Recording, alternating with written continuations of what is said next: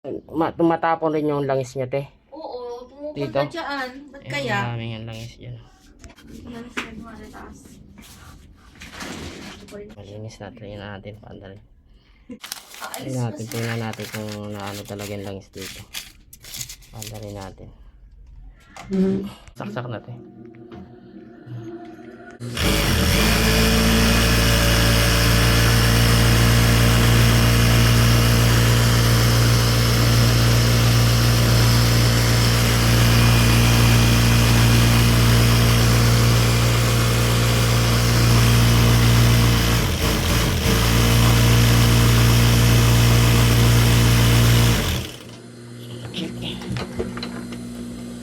Lalangis nga siya.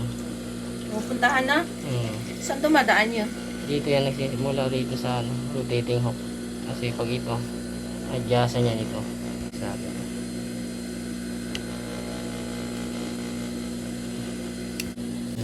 Dito natin, baliktarin natin. Yan, huwagan na natin ito dito. Tingnan natin kung ano pa talaga.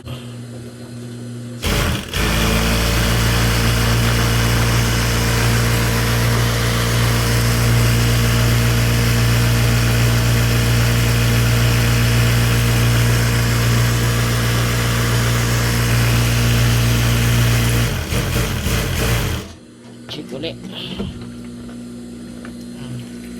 Konti na lang. Huwag pa natin. Ito natin. Ito natin dito guys.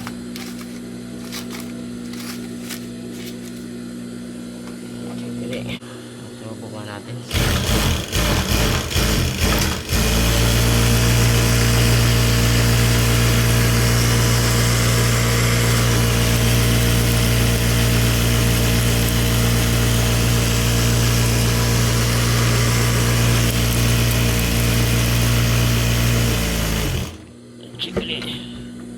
Ayan o. Wala na siya. Ganun lang gawin nyo. Dito lang yan. Adjust lang na yan dito. Pero ito, importante lang kahit papano. Kakaunti lang yung tatapon dyan.